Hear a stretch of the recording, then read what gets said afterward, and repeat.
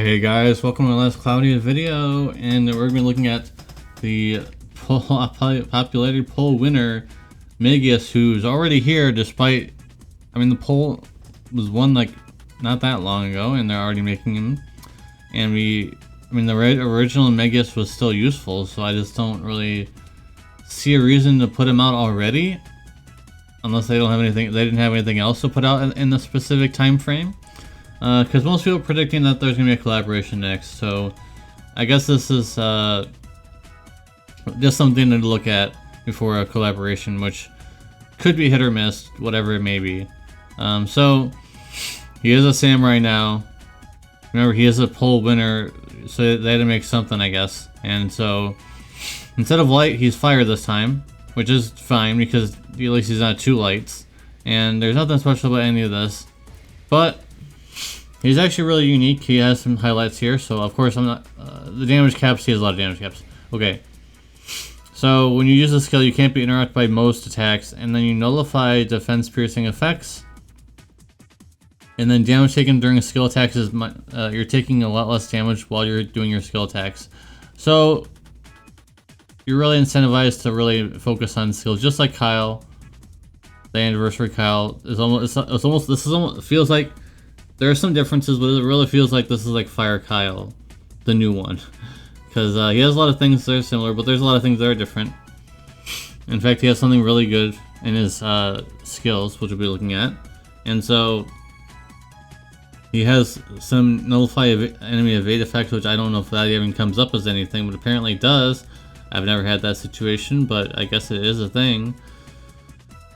If you do a skill, the next one will do more damage. And resets when flinching from enemy attacks each wave, or when you get KO'd. So there's not really any kind of like thing about it, like there's no restriction or something you have to jump over hoops for. You just use another skill and you do a huge damage cap, which is good. Here's the really unique thing. When you use a skill, you have a chance, it's not guaranteed, but you have a chance to cut the skill stack, so you basically use it for free, which I don't think any unit has besides this one. There's a lot of units in this game now, but at least from the ones that I've reviewed recently, do not have this. I'm pretty sure. The only thing that comes close is the alchemy thing, where like the Flood Mod Alchemist, where you can use MP to recover skill stacks. That's basically as close. But you don't have to pay anything for this. And then when you equip only one weapon is what you would want to do, because you get more damage caps if you equip one weapon. Plus you get a lot of other things if you equip some clothes. Obviously, because he's wearing clothes. So you get... it has to be a sword, by the way, in order to get this. If their fire resistance is at least 10, you get reduced by 50%, and you also deal damage, which is probably not going to be that much. So already he's really promising. He doesn't have any charismas or animas or anything, which is okay. But we have a fire leader now anyway, so don't really need that.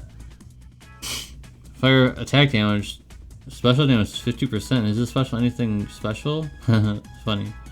Just an AoE, probably nothing that great, but always extra damage for free. Because remember, these are SC0. He has quite a few SC0 saving stuff. But what we really want to look at, sorry about the noise, allergies. We want to be looking at this. So if you do skill 1 or 3, and you follow it up by skill 2, you actually do more damage. So it's like a chain, which is nice. And when you equip with only one weapon, you get a huge damage cap of 10,000. And it resets after you change. So then you do 1 and 3 again. Unfortunately, skill 3 usually takes a little bit longer, so you kind of want to get a way of getting that faster. And then this is something you probably want to do more than the skill 2. What is skill 2? Both of them are really nothing super crazy. So, but you are probably want to focus on the chain skill 3. You're more often likely going to be doing the chain skill 3 effect more than the 2, because the third skill takes longer to charge up because it's a little bit stronger typically.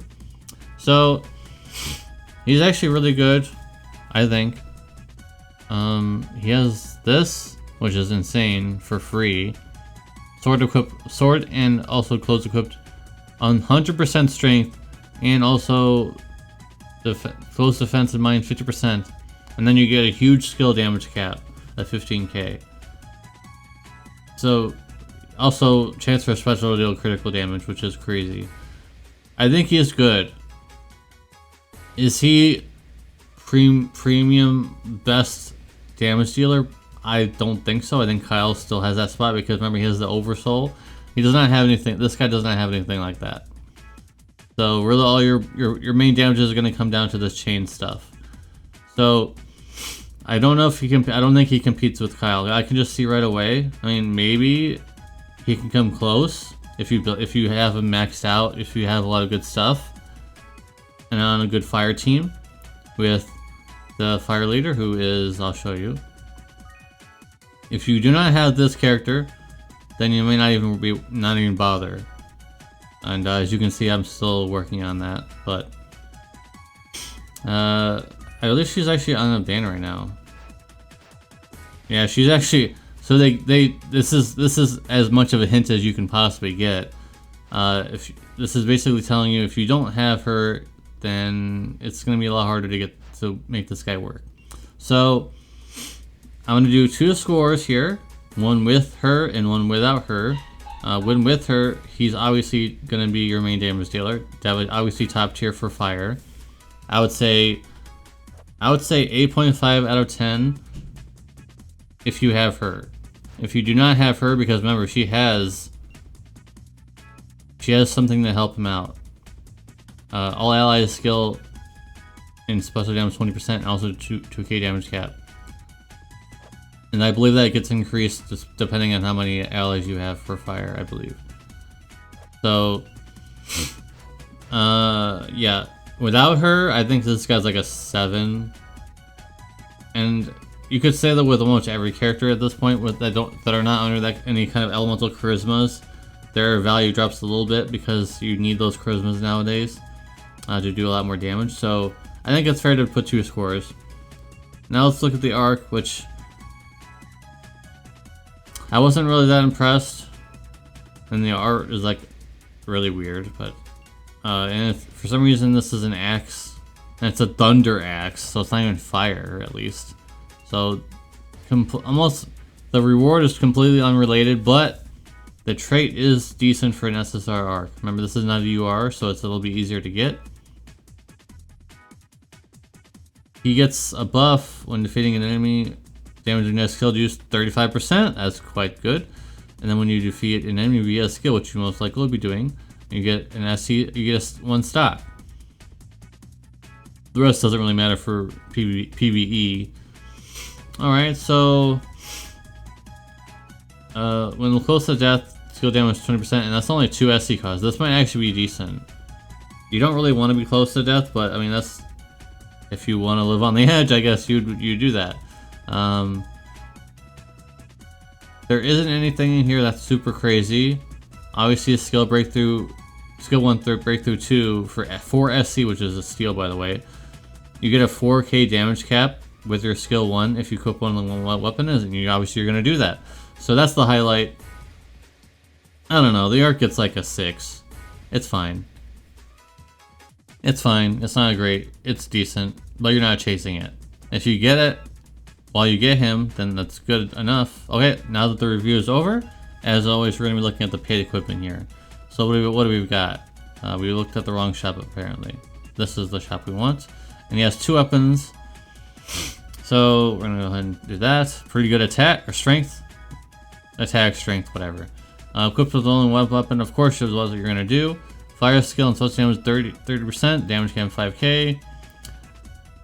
Oh boy. Way better than that top part. Battle start, restore skills 3 SCT by 20 seconds, which is pretty good. Not broken, but it gets you to that chain, you know, get you to save up that stock for your combo, your chain combo. So this is actually very good. But let's look at the other one. Sadly, it looks like these 2 sets are not getting increased. Only the defense, which is a little sad, unfortunate. But You get 10%. You get 15% damage reduction just straight off the bat. Nullify Feint. That's a very good.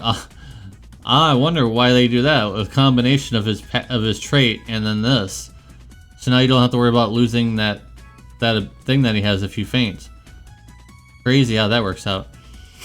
Nullify Strength, Cut, debuffs from extra seals, and I believe he also has a Death one, or something for the enemy, I think it was. And then exclusive debuffs. Anti-tap to boss monsters 20%. Jeez, they went all out on the paid equipment this time. So this is actually a tough one because both of them are actually very good. But if you're lacking weapons, obviously you probably go for the weapon. But there are others. There are other weapons you could use instead. I don't like if you have a bunch of weapons. I think you just go for this because you just get flat 15% damage reduction, and then of course the Nullify Feint, which is broke for this character in particular. That's broken because of one of his traits. Let's look at that again. I'm pretty sure he said something about oh, when flinching. Okay, never mind. I mean, it's still good. Not fainting, it's flinching. They're different. It's different effects, but it's still good not to faint, so that you can continue to do actions. All right, so if you want to get one or the other, I think both of them. I think if you closed your eyes and just picked one, you'd win because both of them are really good. Obviously, if you can get both, you can get both, but not everybody can do that. All right, so I don't think I have any paid. Okay, I do.